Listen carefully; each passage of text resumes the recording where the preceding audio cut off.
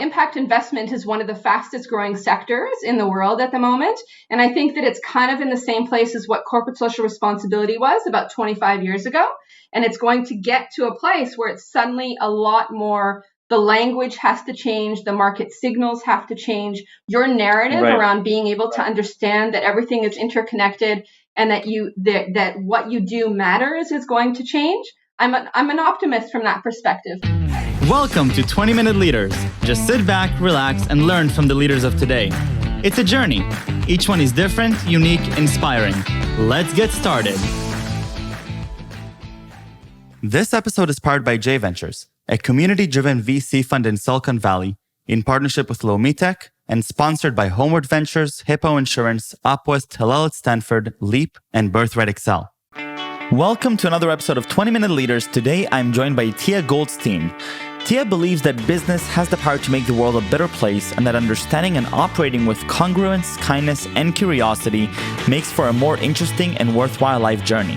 For the past 25 years, she has been skipping across the globe, exploring and developing practical frameworks, strategies, tools, and programs around sustainability, impact tech, scaling social impact, ESG, SDG, and any other random combination of the alphabet that means doing good. Tiah Goldstein, welcome to 20-Minute Leaders. How are you?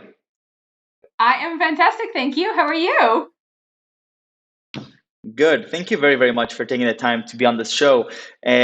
I love talking about sustainability and impact, people's journey into this field, how you have been working with the startup ecosystem to bridge the gap between what the world needs and what is actually happening. But also now as you're pursuing your PhD in the subject, looking more also from the investing perspective and how the investing world has actually quite a big impact and responsibility when it comes to impact and sustainability. And so Tiah, take me back a little bit and share with me what is impact and sustainability? What does it mean what we're even talking about? And then I'd love to hear how you found yourself making this a big part of your own journey. Okay. I think that, first of all, thank you for having me. I'm really excited. It's always nice to be able to share any kind of venue to be able to share my passion around sustainability, and using business to be able to make the world a better place is always good. So I think I often get the question of what is sustainability and what is impact, and I think that that's kind of like saying how long is a piece of string, right?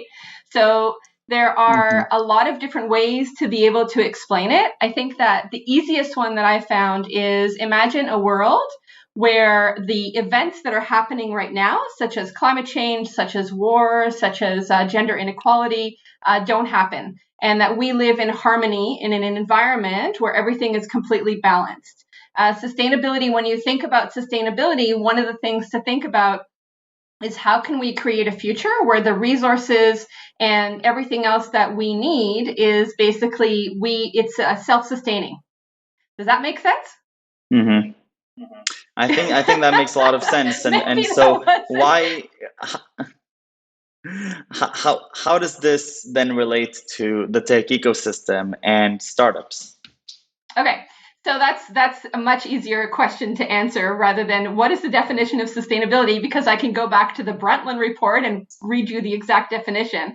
But I think that we live in a world where we are relying more and more on innovation and on technology in order to be able to create a future for everyone. And being able to understand what impact that is going to have and to be able to envision what future we want to be able to create, it's important to kind of stop for a second and understand that business has the potential to make a difference. We all have the potential to make a difference. And how do we align what our values are and what we decide to bring into the world through technology to be able to create a better world? So impact tech is something that I'm quite passionate about. And impact tech is when we are using technology to be able to solve problems that are related to sustainable development goals or related to wicked problems or really very big and complicated problems, such as the ones that we are looking at today, such as climate change. I don't know if you've seen some of the things that are, like, for example, the situation in Afghanistan. That's a perfect example of wicked problems. And using technology for the purpose of good rather than for the purpose of something that is not really useful within the world. I hope that that's a better Hmm. explanation. Tell me a little bit about your specific experiences with some startups. So give me some concrete ideas of how you've been observing companies leveraging technologies to either solve some of those wicked problems or more in general talk about, sustainability and impact for society. Okay, so I think that I've operated from the belief that business can change the world for a very, very long time. And for the past 25 years, I've been kind of exploring a whole bunch of different frameworks and tools to be able to see how that can happen. And how do you create an ecosystem that is going to create a positive environment for entrepreneurs to be able to make that choice of doing good rather than creating something that is just specifically for profit.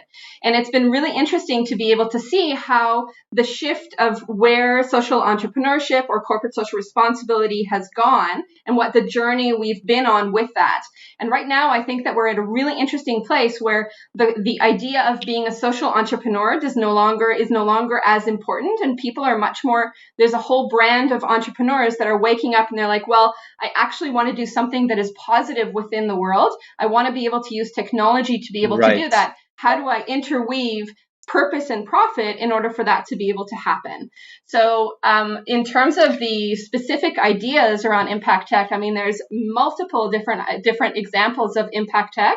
One example is, for example, using blockchain.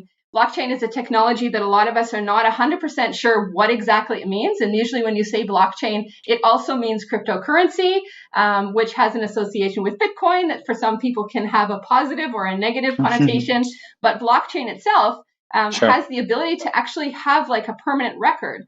So if you think about all the different applications that you can use that for example, in some developing nations, they use blockchain technology in order to be able to register who the land belongs to and what the ownership of that land is. So when governments change, then what happens is that you go back to the blockchain register and you're like, well, hold on, that was actually this farmer's land. You can't appropriate it because there's a specific record around what it is.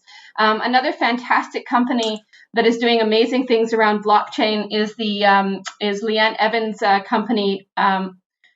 I hope it's Leanne Evans. I know so many Leannes. She used to be the chief entrepreneur in Queensland, and she has a company called Everledger, and they specifically work on blockchain for precious gems. So if you think about diamonds, a lot of times the association with diamonds is blood diamonds. So being able to understand how you can use technology to ensure that the purchase that you're doing is one that is ethical, that there is congruency throughout the whole supply chain is something that is really fantastic. And then you can look at other ways to be able to look at tech, like, for example, bees. Bees are one of the foundations for our food system, but there are massive issues with bees. So there are amazing companies that are using machine learning to be able to take a look at what the health of the bees is when they enter into the hive, and therefore be able to identify some of the issues that the hive have ahead of time. I mean, there's a plethora of different examples of impact tech. And it's the imagine, like, there's no limit to the imagination of what you can do with tech and how you can focus it specifically on something that is a positive cause.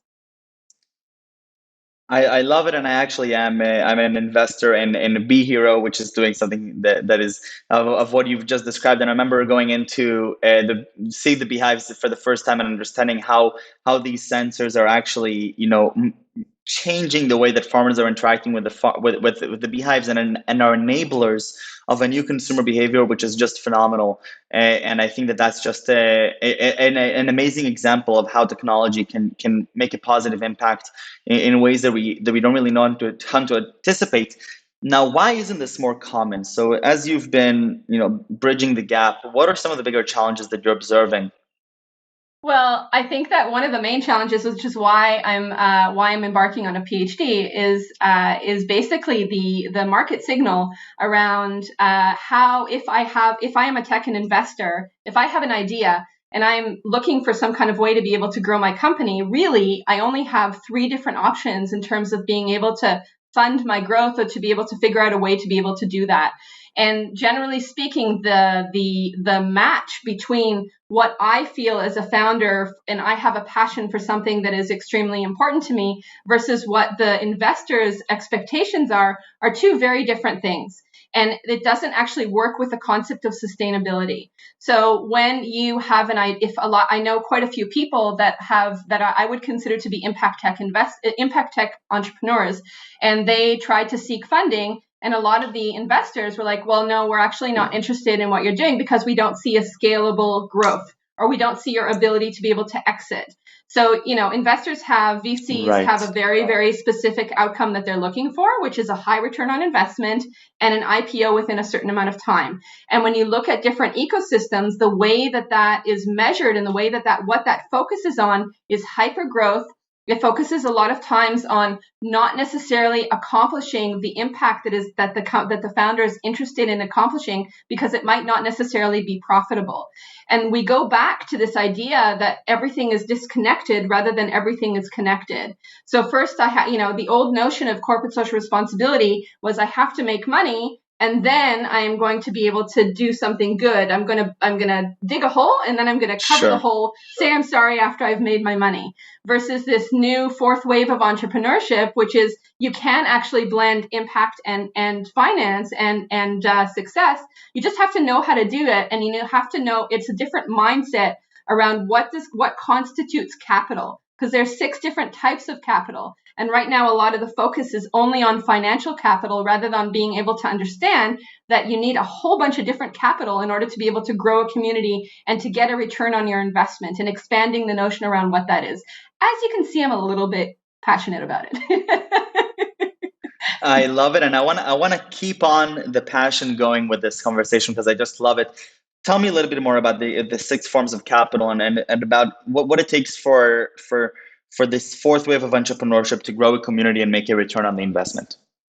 I mean, I think, if you think about I think that really this boils down to the difference. There's a really great illustration, which is ego versus eco. And a lot of times we think of ourselves as separate from the ecosystem, which has caused a lot of the challenges of where we are right now. We believe that we are above the ecosystem and we are not a part of it. Therefore, what we do doesn't really matter. When in reality, we are part of the ecosystem. We are everything. There is no away. When you throw something out, it's a closed loop system and you can't go anywhere. But we seem to forget that. So when we are looking at measurements of growth, generally speaking, when you look at economic growth, it is measured by the GDP, which is the the gross domestic product, which has to do with, has there been economic growth in the country? Well, of course there is. Right. War is something that contributes to economic growth. Divorce is something that contributes to economic growth. Mental health, which is a massive issue within this specific pandemic, is something that contributes to economic growth. And if you look at what are some of the different types of capital that we can take a look at, such as environmental capital, such as community capital, such as, I do not remember the 5 types of capital now, but there are 5 types. And if you look at expanding the notion of what return do I want to do and how do I want to contribute, that makes a difference in terms of shifting your understanding of what actually am I investing in and what kind of impact do I want to make in the world? Which goes back to a very basic tenet in Judaism, which is tikkun olam, which is you have a role and responsibility to be able to make the world a better place than what you entered into. So I think that everything is interconnected. That's my answer. No, that's my passion. Where do you think we're headed with this fourth wave of entrepreneurship? Do you think it'll stick? Do you think we're headed into a fifth wave later on that is going to be presenting and it's some different ideals? What's gonna take for really a lot of the new entrepreneurs to decide to go in the route that you're suggesting? I think that there are a couple of things. It depends on the day. I either wake up completely optimist or I wake up like, nah, the world is screwed, got nothing to do. Let's just party like it's 1999.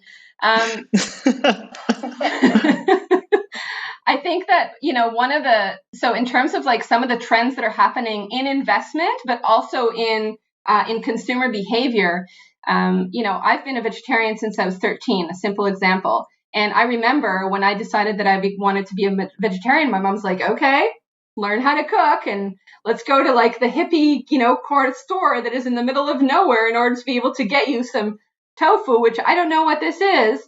And now, I mean, veganism is on the rise. Vegetarianism is everywhere. The whole organic movement. So with anything that has to do with a change, there definitely reaches a tipping point, and it takes quite a while for that to arrive. So I think that we're still in a process of change, both in terms of consumer behavior. I mean, we both know that the consumer need has shifted.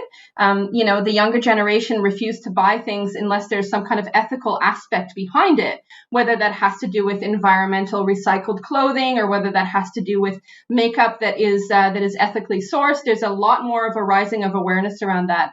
And then the other aspect that you have is you have entrepreneurs who are basically saying, well, I don't want to define myself as one or the other. I just want to be able to do something, and I want to be able to use business as a vehicle to be able to do that. And that is definitely growing. There's no doubt about that. In terms of do I have stats to show that is? Probably I can find them, but I can tell you, working in the ecosystems for the past 15 years, 100% that's happening. And then you have this other thing that you have this rise of what I call the legacy investor. And that's someone who is in their 50s and their 60s, and they suddenly are like, oh shit, I have kids now and I want to be able to make the world a better place. What can I invest in that is going to make the world a better place? So, impact investment is one of the fastest growing sectors in the world at the moment. And I think that it's kind of in the same place as what corporate social responsibility was about 25 years ago. And it's going to get to a place where it's suddenly a lot more, the language has to change, the market signals have to change, your narrative around being able to understand that everything is interconnected and that what you do matters is going to change. I'm an optimist from that perspective, but the pessimist in me says a lot of times what we do is we adapt to the problem and we refuse to actually solve the root of the problem. So a perfect example around that is climate change. I mean, none of us seem to be willing to say, all right, well, we're going to tackle this head on, and all of the countries are going to agree. I mean, I'm Australian. I'm many things. I'm Australian, and Australian government, the Prime Minister refuses to acknowledge that there's climate change. Right. I mean, I'm sorry, what? Your country is going to be underwater. Let's talk. So and temperatures are rising, and instead of people saying, hold on, let's stop for a second and actually take a look at what is the issue that we have to resolve, we adapt. Right. So we use technology to be able to adapt, such as, for example, we're probably going to be wandering around with aircon suits that we can wear that'll regulate our body temperature and prevent it from being so hot. Yes. There's a whole bunch of different ways to be able to adapt, and we are very, very good at adapting rather than facing the truth and solving the actual underlying issue. Right.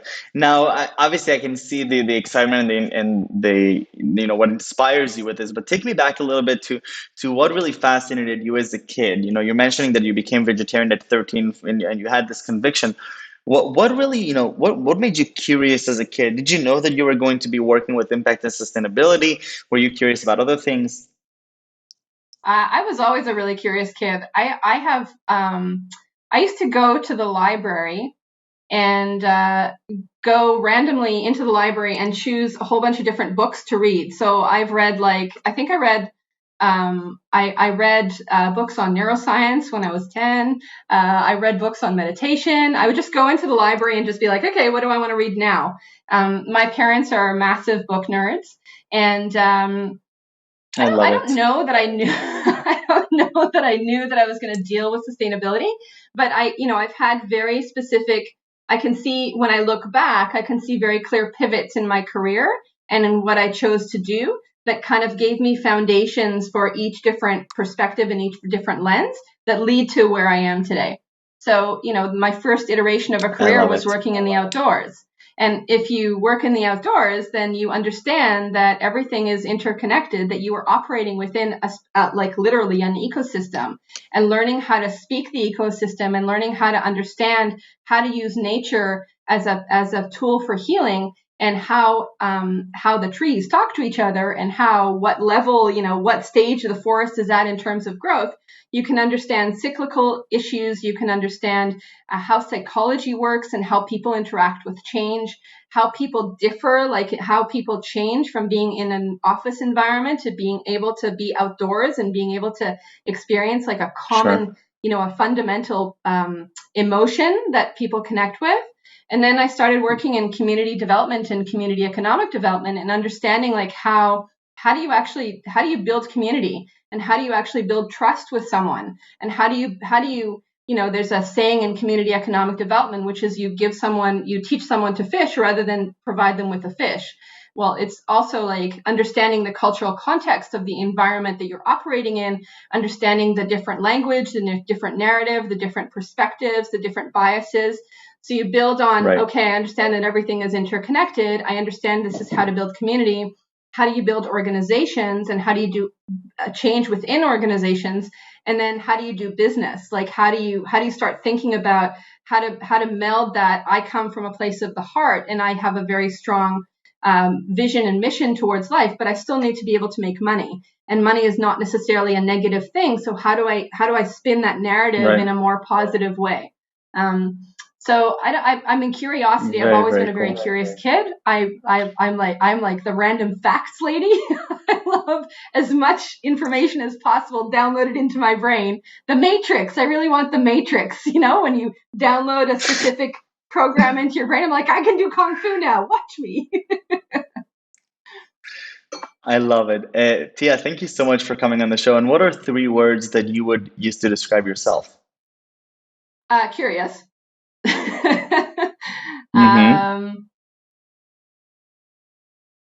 I think that I work very hard on being compassionate and grounded. I like being able to understand where the other person is coming from. And focused. I'm very driven and I'm very focused, I think, sometimes, most of the time. Tiah Goldstein, thank you so much for the good that you're doing to the world. Thank you for sharing your time with me. I really appreciate it. Best of luck with the PhD. Thank you. And thank you. And really thank you for your time. This was great. Take care. I appreciate it. Thank you very much.